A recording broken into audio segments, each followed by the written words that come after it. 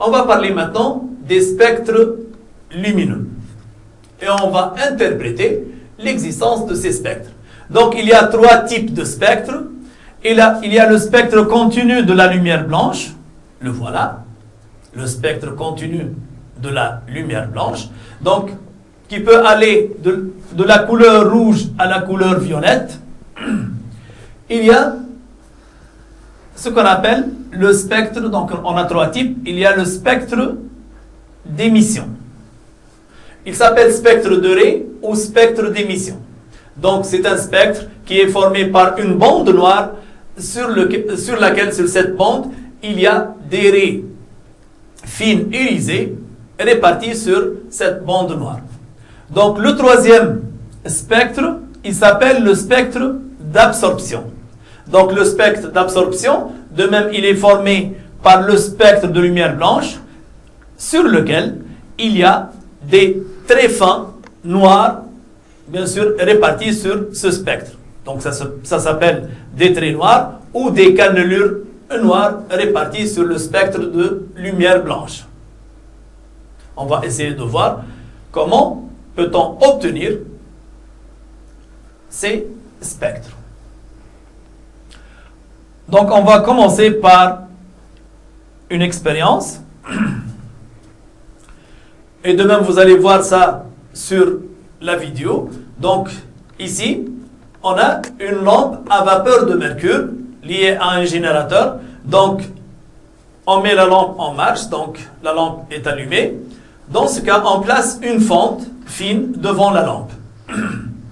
Devant la fente fine, on place une lentille, bien sûr, pour amplifier, si vous voulez, la lumière. Et devant la lentille, on place un réseau. Ici, le réseau, il va remplacer le prisme. Donc, le prisme, son rôle est d'analyser la lumière. De même, le réseau, il peut jouer ce rôle. Donc, à l'aide de ce dispositif, on peut avoir un spectre, donc qui a un fond noir sur lequel il y a des raies colorées. Donc, à l'aide bien sûr de ce dispositif, on peut avoir le spectre d'émission. Donc voilà le montage qui nous permet d'obtenir le spectre d'émission.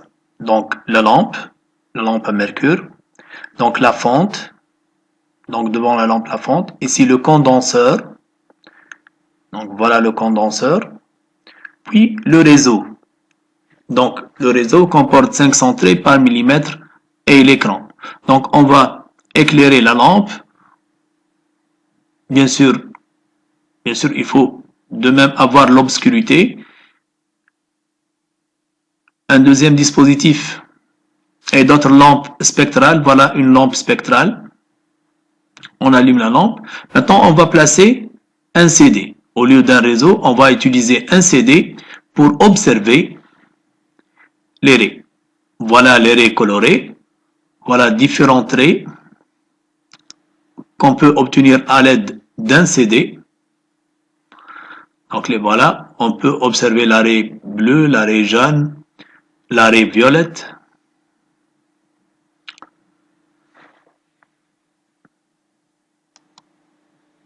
Donc voilà le spectre d'émission. On peut de même changer la lampe. Donc maintenant on a changé la lampe. On va obtenir un deuxième spectre. Donc de même à l'aide d'un CD, on obtient un deuxième spectre. De même c'est le spectre d'émission. Ici c'est le spectre d'hydrogène qui comporte donc la raie violette, la raie bleue, vert et rouge. Donc voilà donc le spectre d'émission.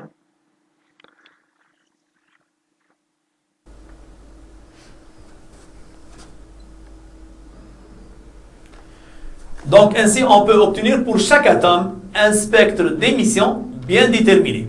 Ça veut dire que pour un atome bien déterminé, c'est-à-dire pour le mercure, on a trouvé la couleur bleue, l'orangé, le rouge, ainsi de suite. Donc pour un autre atome, on peut trouver d'autres couleurs.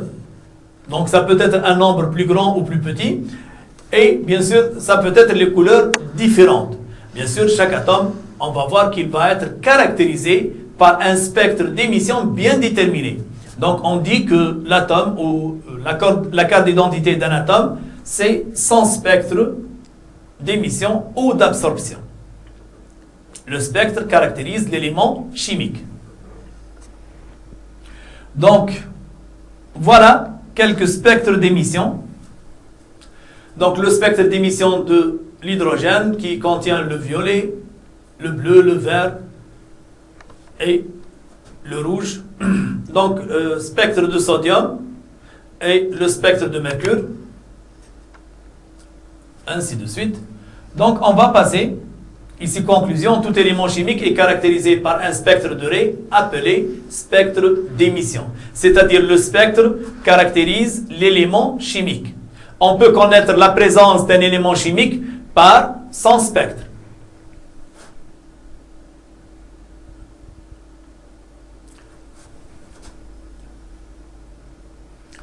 On va passer maintenant au spectre d'absorption.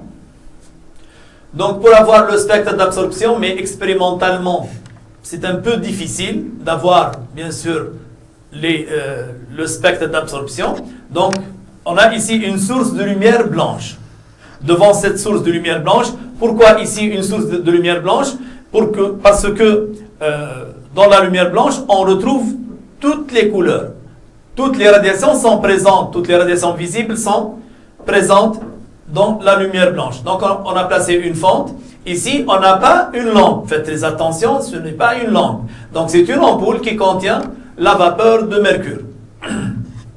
De même ici, une lentille et un réseau, bien sûr, pour analyser ce spectre. Donc, on trouve un spectre de lumière blanche sur lequel il y a des cannelures noires, il y a des traits noirs. Ce type de spectre s'appelle spectre d'absorption. Voilà. De même ici, ainsi on peut obtenir pour chaque atome un spectre d'absorption bien déterminé, spécifique à l'atome. Voilà quelques exemples de spectres d'absorption, donc de même d'hydrogène, de sodium et de mercure. Voilà les spectres d'absorption. Donc, c'est le spectre de lumière blanche sur lequel sont placés des cannelures noires, des traits noirs.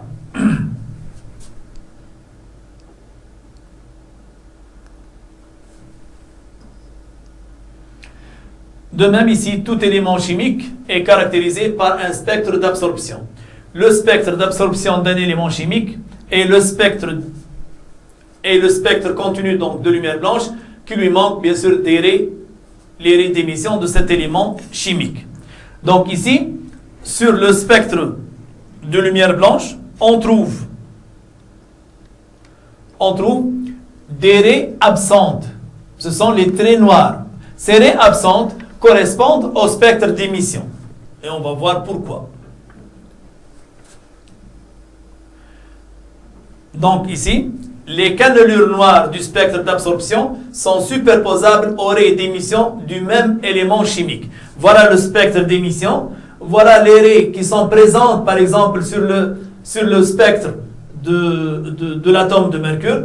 Mais sur le spectre d'absorption, sont ces raies qui sont absentes.